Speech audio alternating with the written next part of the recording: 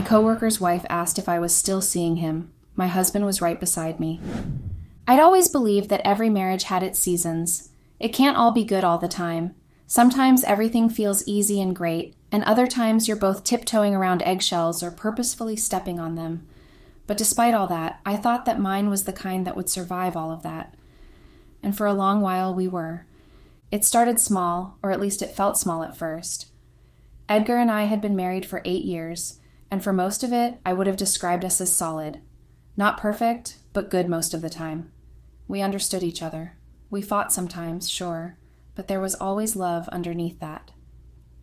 Until a few months ago when it all got too much and started to drown everything else out.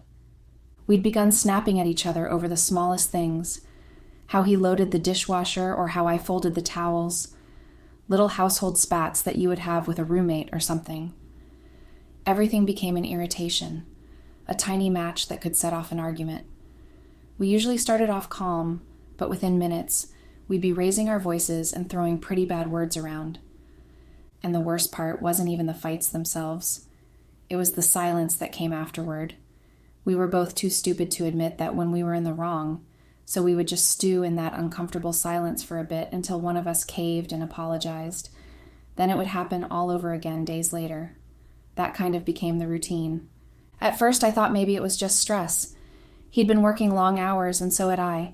I'd been feeling pretty burnt out at my job at that time. So I thought maybe we were just tired and out of sync.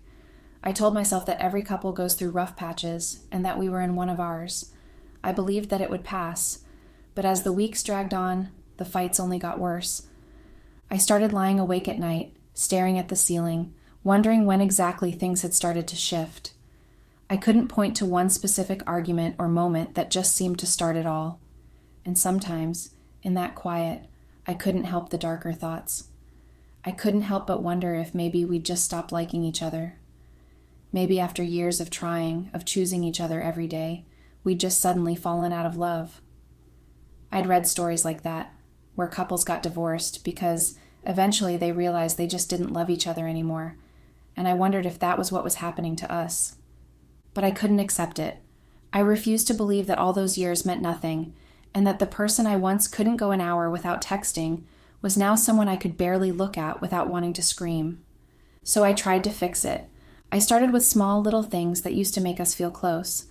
I started initiating sex more and planning more nights in, more ways we could spend time together, and for a while it worked. We'd have these short moments where it felt like us again. It felt like things were back to normal in those moments, but unfortunately, it was always temporary. As soon as the activity or the sex ended, it would fade again. The tension would creep back in. And after a while of trying, it started to feel like no matter what we did to patch it up, there was just no fixing it. I remember thinking that maybe we needed to be around other people more, and we'd gotten too wrapped up in our own shit. So I suggested we start spending more weekends with family and seeing friends again. I thought if we surrounded ourselves with some normalcy, maybe it'd pull us back into the rhythm we'd lost. And honestly, for a while that helped too. Visiting my parents, hanging out with his sister and her kids, even just having dinner with some of our friends, those moments gave us some air. They gave us a break, some time to pretend we were fine, and maybe we were, at least for those few hours. But then we'd get home and it'd all fall apart again. I started to feel desperate after a while. I just couldn't figure out why we were so angry all the time, or why it seemed like we couldn't stand each other anymore. Every theory I came up with sounded not good enough, whether it was work stress or hormones, or both of us having coinciding midlife crises. So I confided in my friend Clara one afternoon after work. She was married to one of my coworkers, and we'd gotten close over the years. She always delivered her tough love in a somewhat gentle way, and it felt like that was what I needed. So I told her everything, half expecting her to gasp, or at least pretend to be concerned. But instead, she just laughed. "Please," she waved her hand like it was nothing. "You have no idea how often I want to strangle mine. It's totally normal." She went on about how marriage just gets like that sometimes. You start fighting over nonsense and start feeling suffocated by each other. But it doesn't mean anything's wrong. Not really. It's just the way it is, and you just have to stick it out and let it pass. That was what she said. I wanted to believe her. I wanted to think it was just a phase. that one day I'd wake up and things between us would feel light again. So I decided to take her advice and stop overthinking it. I waited for it to pass like she said, but everything I'd been trying to ignore came to a head the night of the office party. It wasn't supposed to be a big deal. Just a year-end celebration, a few drinks, some food, and a chance to relax outside of work. Edgar wasn't even planning to come at first. He hated office events, always said they were fake and exhausting, but for some reason that night, he decided to join me. I was happy. It felt like a good sign, like he was trying again too. So I dressed up a little more than usual and allowed myself to feel hopeful. So I did the usual. I introduced him, caught up with some coworkers, and made small talk with other couples. I'll admit it, I liked being seen as the woman with the handsome husband. I liked people thinking that I looked put together, even if everything underneath was falling apart. It was why I liked it whenever he decided to come with me. Edgar, though, wasn't enjoying himself. I could tell. He was polite but stiff, and it was obvious to me that he was irritated. I ignored it. I didn't want to start another fight. We stayed for a few hours and then left. I thought we'd made it through the night, but as soon as we got in the car to go home, he went off. He told me that he didn't appreciate being paraded around like a showpiece, and that the way I clung to him all night made him uncomfortable. He felt like I only did it because I was trying to prove something. He accused me of being too concerned with appearances and what other people thought, and that it was embarrassing. It wasn't the first time he'd called me shallow or clingy, but something about the way he said it that night hit differently. Maybe it was because I'd spent weeks trying to fix things, trying to make us feel like a couple again, only for him to throw it back in my face like I'd done something wrong. So I snapped. It all just came spilling out. I told him he was impossible to please and that no matter what I did, it was never enough. I yelled at him and said he was cold, distant, and mean. We tore into each other and we both said some pretty awful things. By the time we got home, we weren't even speaking. He went upstairs to the bedroom, slammed the door on his way in. I stayed in the living room for a while. I didn't cry. I didn't have the energy for it. But I spent a long while just trying to make sense of how everything had gone so wrong so fast. That night, I slept in the guest room. It felt like we'd hit a breaking point, and I had no idea how to fix it, or if I even still wanted to. The silence after that fight lasted longer than any we'd ever had. Not the kind where one person sulks for a few hours before softening up, but something deeper. It felt permanent in this devastating sort of way, like we'd lost each other for the last time. For days we lived around each other instead of with each other.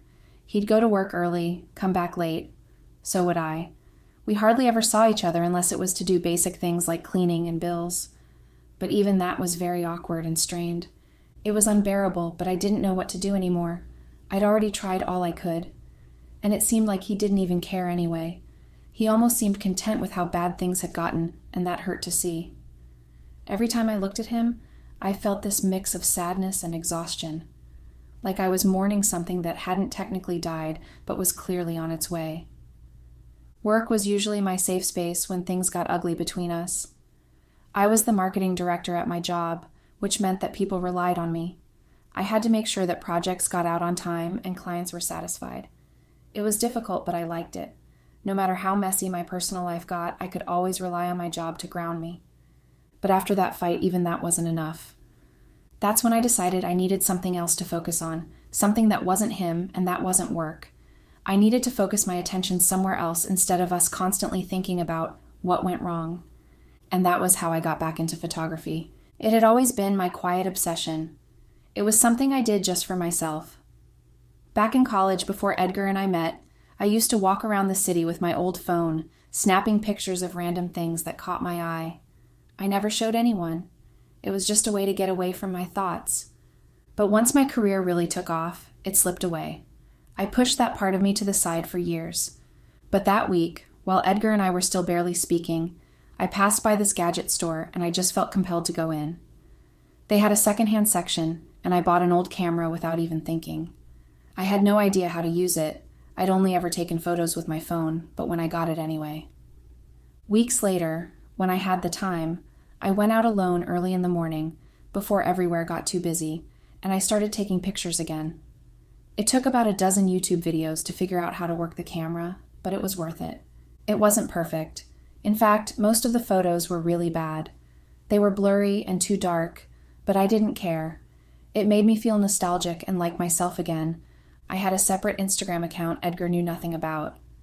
I used to post my photos there years back, but it had been dormant for a long while. But then after I bought the camera, I started posting again. After I figured out how to actually get the pictures out of the camera, that is. What I posted was nothing special, nothing curated or edited to perfection. It was just little snippets of how I saw the world. I didn't expect anyone to notice, and for a while, no one really did. A few likes here and there and a handful of followers just like before. But then, slowly, the page started to grow. I got more comments and likes, and eventually more followers.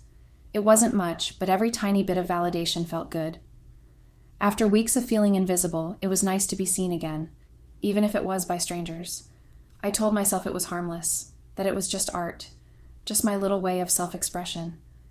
But then one day, someone new liked a few of my pictures in a row.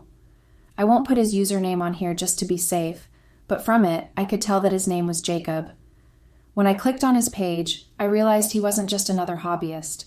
His work was incredible. Honestly, it was cinematic and very raw in a good way, the kind of photography that made you feel something. He had thousands of followers, the kind of numbers that told me it was probably his actual job. He was a professional. So when I saw that he'd not only liked some of my posts but followed me, I froze. It was kind of surreal in a way. I wondered why someone like him would be interested in my amateur shots. I spent an embarrassing amount of time scrolling through his page. I saw that he traveled a lot. He was constantly on the go. Most of his photos were moody and intimate, with little captions that felt personal but vague at the same time. He just seemed like the kind of person who was effortlessly artistic in that way I'd always secretly wanted to be. Still, I tried not to read too much into it. People follow strangers online all the time. I figured maybe he just liked my style or was being supportive of smaller artists. But then he kept showing up. He kept liking my posts. Sometimes he would even leave a comment. And soon, seeing his name pop up made my stomach flutter. I told myself not to overthink it like I was prone to do. He was just another photographer, appreciating another artist's work. That was all. That was what I thought until the message came. It was a random night and a very plain text. Just a simple, hey. I had to double-check multiple times just to make sure it was the right account that was DMing me. And for a long time, I just stared at it. My heart was beating faster than it should have been for mere text, and a man I didn't even know. I hesitated for an hour or so, but eventually I responded with, hi.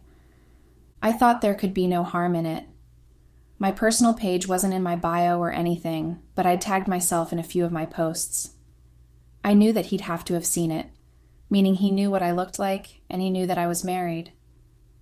I thought that it would all just be friendly because of that, so when he texted back, I kept talking to him. It started simple. He told me that he liked my work and that I had real potential. That made me blush, but I ignored it. Instead, I asked him questions about photography and his method. I asked about the camera that he used and what lens works best for what. He was very patient and responsive. Jacob was nice in a way I honestly hadn't expected him to be. I thought he'd be stuck up and pretentious, but he was just the opposite, and I felt myself warming up to him after just a few hours of texting.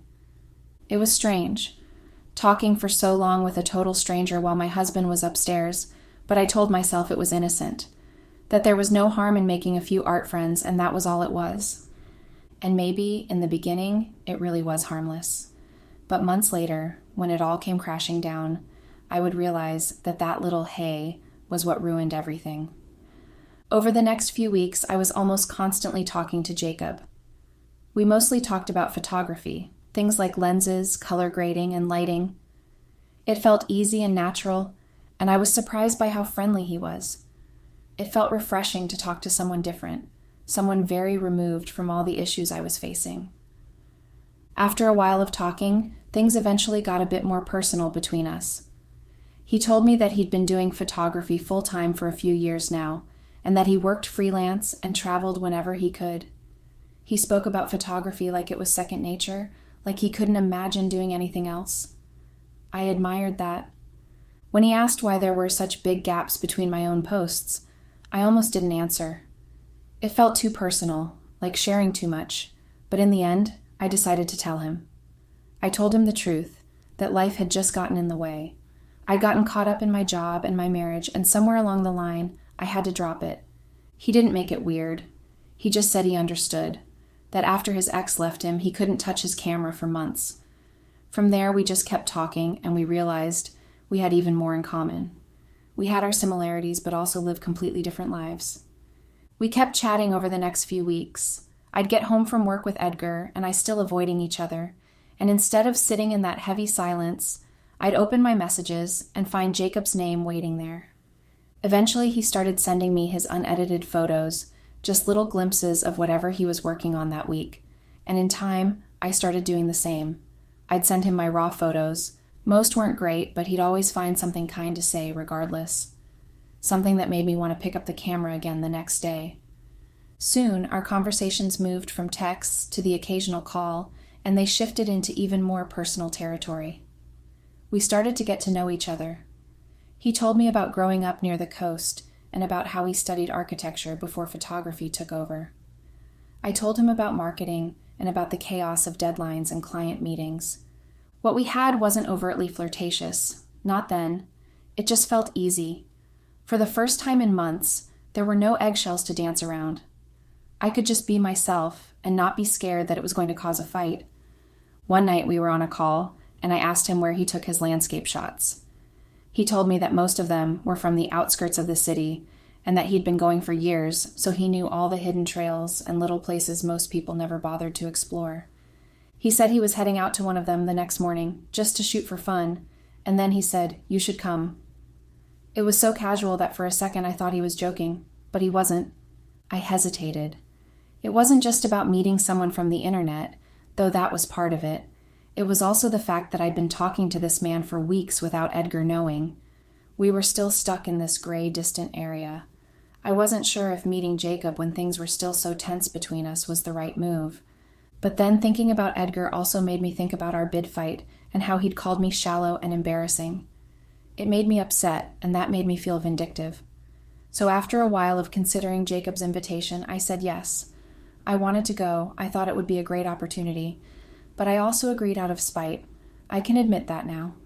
The next morning, I drove outside the city, and he gave me directions for where to meet him on this trail that overlooked the valley. Now I'd seen photos of him before, a few self-portraits and regular selfies he'd posted, but seeing him in person was just disorienting. He was taller than I'd imagined, and even more handsome. He smiled when he saw me, and for a moment, all the nerves I'd been holding on to kind of faded a bit. We shook hands first like we were trying to keep it professional, but then we both laughed at how stiff it felt, and he pulled me into a quick hug instead. It wasn't planned or awkward. It just felt right in a way, like greeting an old friend you hadn't seen in years. I'd only known Jacob for a few months at that point, but it felt like we'd known each other for years somehow. The day passed slower than I expected in the best way. We hiked up the trail and stopped every so often when he spotted something worth shooting. He showed me how to adjust the exposure and how to use the light even when it wasn't in my favor. Sometimes he'd stand behind me, guiding my hands on the camera. I tried not to feel anything when he touched me, but I couldn't help it. There were butterflies in my stomach, and everything as we talked in between shots. He told me stories from his travels, and I told him about the years I'd first started taking pictures. It was the most fun I'd had in weeks. We met again 2 days later, then again the weekend after. It became a small ritual that we did every other day. We'd drive out of the city, walk a few miles, take pictures, and talk. Nothing more. I told myself it was nothing inappropriate, and that it was just two people sharing small private moments and bonding over a shared art, but I knew it was a lie. There was nothing appropriate about how I'd started to feel for him. It was so hard to ignore all the little things and pretend they weren't there. The way his arm would brush mine when we stood too close, or the way he would say my name. The way I practically became obsessed with him and would constantly check my phone for his texts. I wasn't sure when it stopped being so innocent. I just know that I already felt something for him by the time our relationship shifted. I felt something that was getting harder and harder to rationalize, and all my delusions fell apart one evening when we stayed out later than usual. We were on another trail, and it was quiet and peaceful. He'd been trying to teach me how to take darker, more dramatic shots with low light, but I kept messing it up. So he stepped behind me to help. He wrapped his arms around me and held my hands in his as he lifted the camera. I remember the way his breath tickled my ear when he leaned in close and explained it to me. My heart was pounding as he kept talking. I wasn't even listening anymore at that point.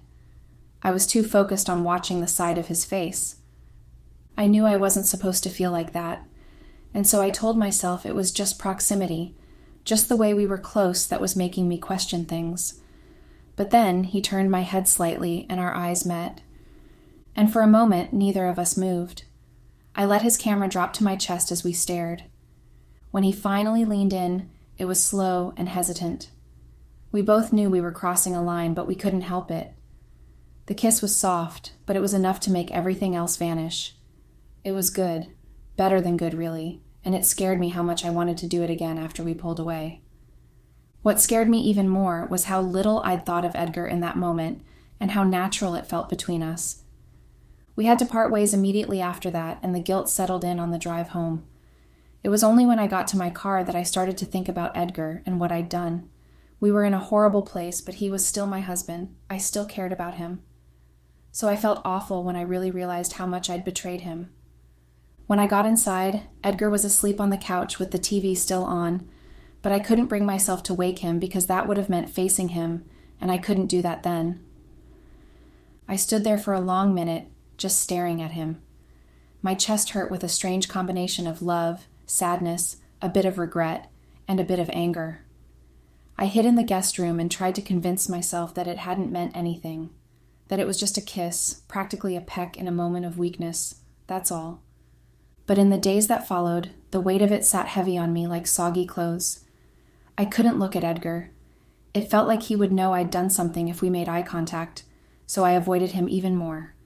I wanted to tell him in a way, just to get it off my chest, but I couldn't. If I told him what happened, even something as small as a kiss, it would crush what little was left of us. He'd think it confirmed all the worst things he'd ever said about me, that I was shallow and ungrateful. And the truth was, I didn't want to lose him. But I also didn't want to lose the feeling that Jacob gave me. Being with him made me feel a spark I hadn't felt in a long time. The way he looked at me felt like something I just couldn't give up. It was ridiculous, and I knew it. I was a married woman. I had no business feeling this way about someone else. But the guilt didn't stop the ache of the want to have Jacob around me again. So when I couldn't take it anymore, I called Clara. Of course, now I know what a stupid mistake that was, but it seemed sensible at the time. She and her husband, Ben, were the kind of couple that bickered constantly but somehow made it work. She'd been married longer than I had and never seemed particularly sentimental about it. I figured if anyone would know what to do, it'd be her. We met for drinks after work, and the moment I told her everything, she laughed a little. "Oh, honey," she said, waving her hand like she always did. "That's nothing. You didn't sleep with him, right?" And after I told her no, she said that I was fine and that I wasn't the first married woman to have a little slip-up. She told me that sometimes wives just needed a little reminder that we're desirable. She said I should have a bit of fun, clear my head, and then go home to my husband. When you told her that what she said didn't sound right, she told me that it wasn't wrong either, and that since things weren't working with Edgar right then, I should do something for me. Have some fun with a random guy I didn't actually care about, and then fix my marriage later. Then she told me that in the end, the choice was up to me, but I should be discreet and not fall in love. Then she winked. It felt like she was joking, but I knew she was serious, and I knew then that stepping out of her marriage was something she had done a few times. I didn't want to take her advice, but still her words sank into me. Like before, I wanted to believe her, and after hours of rationalizing it to myself, I did believe her. I believed that there was a way I could have both. I could keep my marriage with Edgar and still have something new with Jacob. I thought I could keep both connections without destroying everything. So when Jacob messaged me a few days later, saying we should talk, I didn't really hesitate. He invited me to his studio, and I went. I wasn't sure exactly what I was going there to do, whether I was going there to clear the air and set boundaries or if I was fully listening to Clara's advice and going all in. Regardless, I just knew I wanted to see him, so I went. The studio was a lot more cluttered than I expected it to be, and when I walked in, Jacob smiled at me. There was nothing I could do but smile back. He looked a bit nervous too, and then he asked if I wanted to look around. Not knowing what else to say, I agreed. We both tried to focus on the photos he'd taken recently, and I tried to pay attention while he explained his lighting setup in the corner. For a while, we managed to keep it professional. We talked about angles and how we'd been since the last time we'd seen each other. But every time our hands brushed, my heart jumped. The air between was thick and strained in a good way, and that familiar pull between us was hard to ignore. At one point, he leaned over to adjust something on the camera I was holding, and we got too close. I think there was no hope after that. Neither of us spoke. We didn't really need to. When his lips touched mine, it wasn't like the first time. It wasn't hesitant or patient. It was passionate in a way that made my body heat up and my heart race. He pulled me in closer and wrapped his arms around me. Soon our clothes came off and we were naked together on the floor of his studio. We had sex that night. It should have been it. That should have been the end. I should have stepped away after I'd gotten it out of my system, but I didn't. I couldn't. I didn't know how to walk away after getting a taste. I wanted more and I wanted to be greedy. And I was surprised at how easy it was to be those things. The few weeks after blurred together in a haze of mixed emotions and sweaty nights. Jacob and I saw each other more and more times. We'd meet under the guise of shooting sessions, but it wasn't really about photography anymore. It was about giving in to that pull and having sex. Each time, the guilt got heavier. Coming home to Edgar afterward felt awful, even more so when he started to reach out again. He started to ask how my day was, and I'd mumble something vague and unimportant just to get him to stop asking me questions. It wasn't like the movies, where affairs are glamorous or thrilling. It was passionate, yes, but it was also messy and exhausting. It also started to feel a little bit hollow each time. Every time I thought about stopping, I'd think of how Jacob made me feel seen and special, and I'd convince myself to give it one more day. But the thrill didn't last. Eventually, even the excitement started to fade. The intensity of what I had with Jacob started to wane, and it was eventually replaced by anxiety and shame. I started to dread his messages, and then eventually I started ignoring them. After a few weeks of us sneaking around, I finally told him it was over and that I could keep going like that. He knew I was married, and he must have known that something like what we had couldn't last because he didn't fight it. He just said he understood, wished me the best, and said that he hoped that I would continue taking pictures and not let life get in the way again. After that, I unfollowed him and deleted all our chats. It was my attempt at scrubbing him clean from my life. I thought it would be over once I got rid of every trace of him. I had hoped that once I did that, buried my mistake, then I could throw myself into trying to fix things with Edgar again. And for a while, it even felt like I was right. But I'd forgotten one thing, and loose ends have a way of coming undone. And I'd left one dangling without even realizing it. I wouldn't know it until a few weeks ago when the next office party came up. I saw it as a chance to extend an olive branch to Edgar. It could be our way of making up and mending things. It seemed like we were finally starting to get along again, so I asked him to come with me. He hesitated at first, and reminded me of the disaster the last one had been, but I promised this time would be different. I promised that I would even give him space, and that I wouldn't cling to him the entire night. When he heard me say that, he looked sad, and then sighed. He apologized for saying it and told me that I wasn't being clingy. He was just upset and taking it out on me. Hearing that nearly made me cry. It had been so long since we'd actually made up and talked. I apologized for the way I acted, and the things that I said too. On the drive there, the car was filled with music and easy conversation. It felt light again, like it used to in those early years. I kept thinking that maybe, somehow, everything bad that had happened had all led us back here, and that we could start to really get back to us after that night. I was naive enough to think that meant we'd made it through. The party was already in full swing when we arrived. People were scattered across the room with drinks in their hands, and everyone looked like they were having a good time. Edgar slipped easily into the crowd and started to mingle with my coworkers. I kept my promise. I didn't hover or hang off him like before. Instead, I mingled too and tried some of the food. Every now and then, I'd glance across the room and see him smiling or deep in conversation with someone. I started to think maybe Clara had been right about one thing, and maybe rough patches really did pass after a while. I was standing near the bar, waiting for a refill, when she came up to me.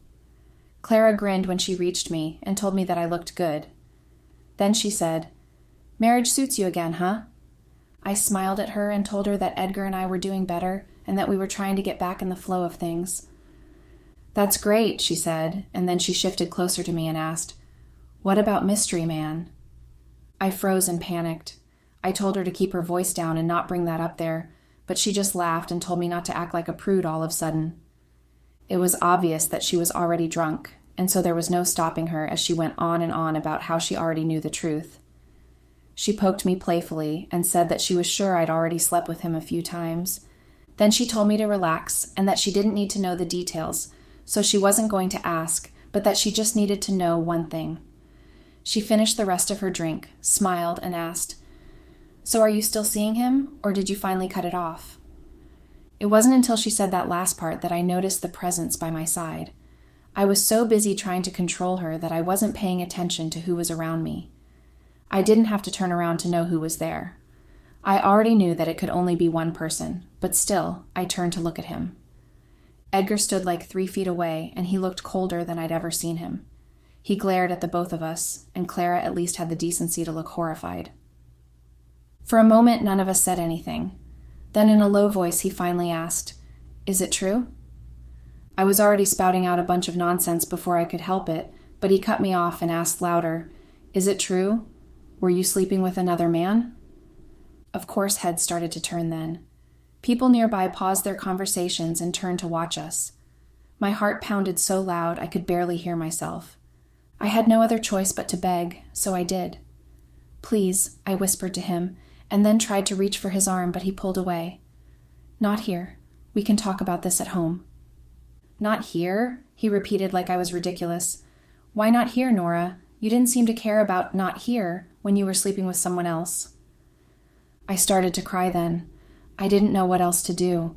I cried and I begged him for us to just go outside at least, away from all my coworkers watching over us. But he wasn't stopping. There were months of built-up resentment and humiliation, and it poured out of him in front of everyone. He told me to look him in the eye and say that it wasn't true, that Clara was lying and that I hadn't betrayed him.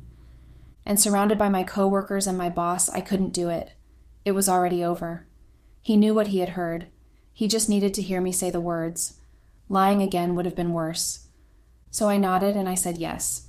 In front of everyone, I admitted that it happened and that I did sleep with another man. The room was silent. Nearly everyone was tuned into the two of us. Edgar just stared at me, and for a moment, I thought he might yell again or walk out or do something. But instead, he nodded slowly, almost like he was accepting it. The only thing he said before he walked away from me was, "You brought whatever comes next on yourself." His words were cold and final, and they made me feel sick to my stomach. I didn't chase after him. I couldn't. My legs felt like they couldn't move. Everyone was staring and whispering. They'd watched me get completely humiliated and my husband walk out on me. I stood there frozen because I had no idea what to do. Edgar was gone. He'd left me behind and left me disgraced in the process. The fallout was brutal. Edgar filed for divorce a week later. He didn't even call to talk to anything. He just sent me the papers with a note that said he was expecting my signature as soon as possible. At work, things were worse. Everyone knew. There was hiding from what had happened. I could feel it in the way people stopped talking when I walked by, or the pitying or disgusted looks that I got. I've become a pariah in the office. Clara tried to apologize, but I stopped answering her calls. What was the point? I wasn't angry at her anymore. Not really. I was angry at myself. I was the one who had messed everything up. I stopped posting on my photography page. The account's still there, but I haven't opened it in months. Every time I think about it, I feel sick. It was supposed to be a harmless outlet, something that belonged only to me, but it became the thing that ruined my life. I thought I could have both. I thought I could keep my husband and my secret. But in the end, I lost everything. All I wanted was a distraction, an escape from all that was going on, but instead I found something much worse, and I let my selfishness destroy what I had left.